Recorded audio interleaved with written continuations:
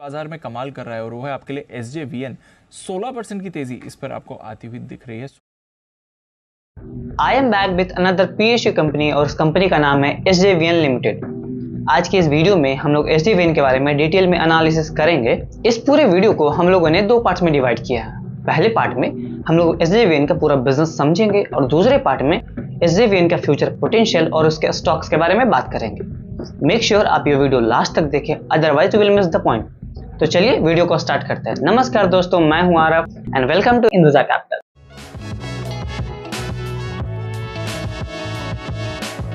SJVN power sector में काम करती है।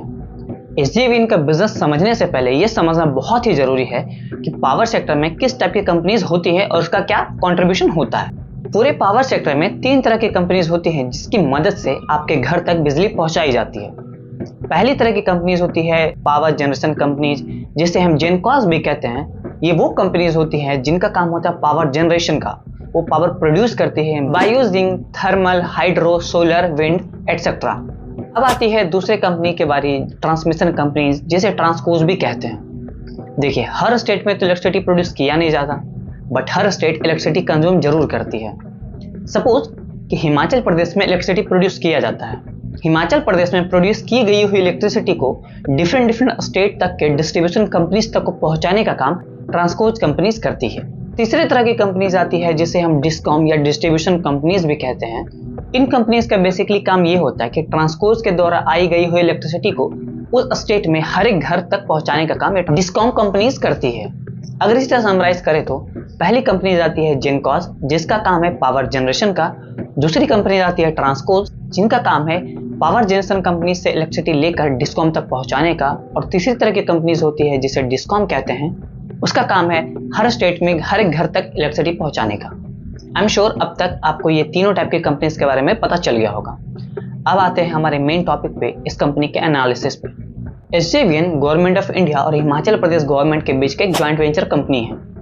इस कंपनी का मेजर काम है इलेक्ट्रिसिटी प्रोड्यूस करना by using hydro power station और renewable energy. SJVN power production के साथ साथ पावर ट्रांसमिशन का भी काम करती है और ये company most of the electricity bulk में बेचती है, जैसे कि स्टेट ओन्ड या प्राइवेट डिस्ट्रीब्यूशन कंपनीज को। बेसिकली अगर SJVN का बिजनेस देखें तो पहले ये इलेक्ट्रिसिटी प्रोड्यूस करती है बाय यूजिंग डिफरेंट मोड्स और उसके बाद डिस्कॉम कंपनीज को इलेक्ट्रिसिटी बेच देती है। SJVN एक मिनी रत्ना कंपनी है और इसे इनकॉर्पोरेट किया गया था 24 मई 1988 को और इसे कंट्रोल करती है मिनिस्ट्री ऑफ पावर। जैसा कि SJVN एक ज्वाइंट वेंचर कंपनी है और इसमें 2 गवर्नमेंट एंटिटी इन्वॉल्व है और अगर इसके शेयर होल्डिंग पैटर्न्स को हम लोग ध्यान से देखें तो करीब 60% का स्टेक गवर्नमेंट ऑफ इंडिया के पास है और करीब 27% का स्टेक हिमाचल प्रदेश गवर्नमेंट के पास है। और FIS का स्टेक देखें तो 1.5% के आसपास का है और DIS का स्टेक 4% के आसपास का है और rest of the 7.5% stake retail public hold करती है। SJVN ने अपने बिजनेस की शुरुआत हिमाचल प्रदेश से किया था और एज ऑफ नाउ वो 13 स्टेट और हमारा नेबरिंग कंट्री नेपाल में ऑपरेट करती है। इस कंपनी के ऑपरेशन की बात करें तो इस कंपनी के पास 7 फुली ऑपरेशनल प्रोजेक्ट्स है और जिसकी कैपेसिटी है 2091 मेगावाट की, including 2 hydro projects, 2 wind project और 3 सोलर प्रोजेक्ट्स। और इनके पास 400 किलोमीटर का ट्रांसमिशन लाइन भी है जो कि अभी अंडर कंस्ट्रक्शन है। अगर इनके प्रोजेक्ट्स पे थोड़ा सा और डिटेल में नजर डाले तो इनके पास 2 मेजर हाइड्रो प्रोजेक्ट्स हैं। पहला Nathpa Jhakri hydro power station, जिसकी टोटल कैपेसिटी है 1500 मेगावाट्स की और ये सतलज रिवर पे बनाई गई है। और दूसरा प्रोजेक्ट है रामपुर हाइड्रो पावर स्टेशन, जिसकी टोटल कैपेसिटी है 412 मेगावाट की और ये भी सतलज रिवर पे बनाई गई है। और इनके रिन्यूएबल प्रोजेक्ट पे अगर नजर डाले तो इनके पास टोटल 2 विंड प्रोजेक्ट्स हैं और 3 सोलर प्रोजेक्ट्स हैं और इनके टोटल कैपेसिटी 179 मेगावाट की है।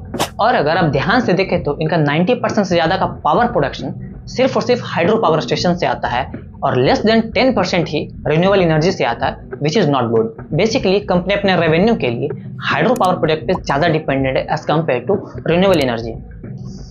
Good part is that renewable energy का बढ़ता हुआ स्कोप देखते हुए कंपनी रिन्यूएबल एनर्जी पे शिफ्ट होने का कोशिश कर रही है, जिसके बारे में हम लोग आगे बात करेंगे। इस कंपनी के 3 सब्सिडरीज और एक ज्वाइंट वेंचर कंपनी है और पहली सब्सिडरीज है SJVN थर्मल प्राइवेट लिमिटेड, जिसके टोटल कैपेसिटी है 3200 मेगावाट की, जो कि सिचुएटेड है बक्सर, बिहार में। और दूसरी सब्सिडरी है SJVN Arun 3 power development company private limited, जिसकी टोटल कैपेसिटी है 900 मेगावाट्स की और ये नेपाल में हाइड्रो पावर प्रोजेक्ट्स है, बट ये अभी अंडर कंस्ट्रक्शन है। और तीसरी सब्सिडरी है SJVN ग्रीन लिमिटेड।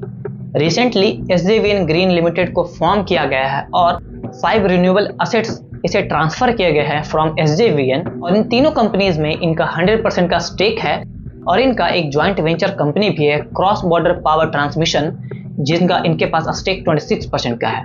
और इस कंपनी का टोटल इलेक्ट्रिसिटी प्रोडक्शन पर नजर डाले तो इस कंपनी ने 2022 में टोटल 9200 मिलियन यूनिट्स का प्रोडक्शन किया था, और वही 2023 में इन्होंने टोटल इलेक्ट्रिसिटी प्रोडक्शन का नंबर था 9280 मिलियन यूनिट्स का। इनके फाइनेंशियल नंबर पर नजर डाले तो बाई मार्च 2015 इनका टोटल सेल्स नंबर था 2800 करोड़ का, और वही मार्च 2023 तक ये बढ़कर 2900 करोड़ तक ही पहुंच पाया था। और अगर इसे ध्यान से देखें तो पूरे 8 साल में सिर्फ 100 करोड़ रुपीस का ही रेवेन्यू बढ़ा है, जो कि काफी कम है। और वही इनके प्रॉफिट पर नजर डाले तो 2015 में इनका टोटल प्रॉफिट था 1677 करोड़ का, और बाई 2022 तक इनका प्रॉफिट गिरकर 990 करोड़ तक पहुंच गया था। और वही इनका मार्च में टोटल प्रॉफिट पहुंच गया था 1359 करोड़ का। और आप ये जो इनकम में राइज देख रहे हैं एज कम्पेयर टू 22-23 में, तो आप इसे जब ध्यान से देखेंगे तो ये जो इनकम है इनका कोर बिजनेस से नहीं आया है, ये इनकम इनका इंटरेस्ट इनकम और एरियर के कारण बढ़ा है। और इनकी एक जॉइंट वेंचर कंपनी थी जिससे इन्होंने बेचा है 114 करोड़ में, जिनके कारण इनका टोटल नेट प्रॉफिट बढ़ गया है एज कम्पेयर टू 2022। मैं इस कंपनी के फाइनेंशियल्स को ज़्यादा अच्छा भी नहीं कहूँगा और ज़्यादा बुरा भी नहीं, ये ऑन एन एवरेज ठीक है। इस कंपनी के कुछ स्ट्रेंथ और कुछ वीकनेसेस भी हैं, और स्ट्रेंथ की बात करें तो इस कंपनी के पास हाइड्रो पावर प्रोजेक्ट हैंडल करने के काफी एक्सपीरियंस और एक्सपर्टीज हैं। ये कंपनी जो भी सेल्स करती है उससे पहले अपने बेनिफिशियरीज से PPA power purchase agreement sign करवाती है, जिसके कारण इनका लॉन्ग टर्म का कॉन्ट्रैक्ट बन पाता है, लॉन्ग टर्म तक सेल्स कर पाते हैं, और इसके साथ साथ इनका रेवेन्यू काफी स्टेबल रहता है। इंडिया में अगर टोटल पावर कंजम्पशन का नंबर देखें तो और SJVN का नंबर से कंपेयर करें तो काफी SJVN पीछे है। इट मीन्स यहाँ पे SJVN के लिए काफी बड़ी स्कोप।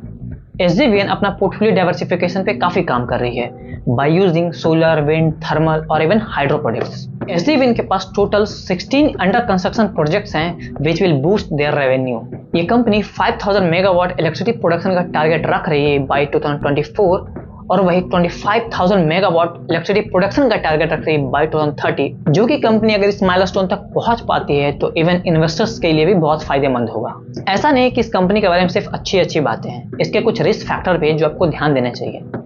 कोई भी हाइड्रो प्रोजेक्ट को बनाया जाता है डिफरेंट स्कीम के अंदर अकॉर्डिंग टू देयर कंस्ट्रक्शन, और वही NJHPS और RHPS को बनाया गया कैस्केड स्कीम पे, और इन केस अगर कोई भी प्रॉब्लम NJHPS को आता है ड्यूरिंग देयर ऑपरेशन तो डायरेक्ट इम्पैक्ट करेगा RHPS के ऑपरेशन पे। Power generation highly capital intensive business होती है, और इस एक्सपेंसेस को कवर करने में इस कंपनीज को सालों लग जाती है, जो कि उसके प्रॉफिटेबिलिटी पे इम्पैक्ट डालता है। हाइड्रो पावर प्रोजेक्ट्स बहुत ही कैपिटल इंटेंसिव होते हैं as compare to the renewable power projects. तो होता यह है कि रिन्यूएबल पावर प्रोजेक्ट जो भी होते हैं वो जल्दी प्रॉफिट में आ जाते हैं as compare to the hydro power projects. सबसे बड़ी प्रॉब्लम यह है कि most of the states hydro power projects को अलॉट नहीं करना चाहते, और जिसके कारण प्रोजेक्ट कभी स्टार्ट ही नहीं हो पाता, और अगर स्टार्ट होता है तो उसमें काफी टाइम लग जाता है, जिसके कारण इन कंपनीज को काफी नुकसान देखना पड़ता है। ज्यादातर हाइड्रो प्रोजेक्ट्स रिमोट एरियाज में होते हैं, और रिमोट एरियाज में होने के कारण हाई क्लाइमेट चेंजेस और नेचुरल कैलामिटीज का आसार होता है, जिसके कारण अगर कोई भी कैलामिटीज आती है तो इन कंपनीज का ऑपरेशन रुक जाता है या डिले हो जाता है। अब हम लोग थोड़ा SJVN के शेयर प्राइस के बारे में बात करते हैं।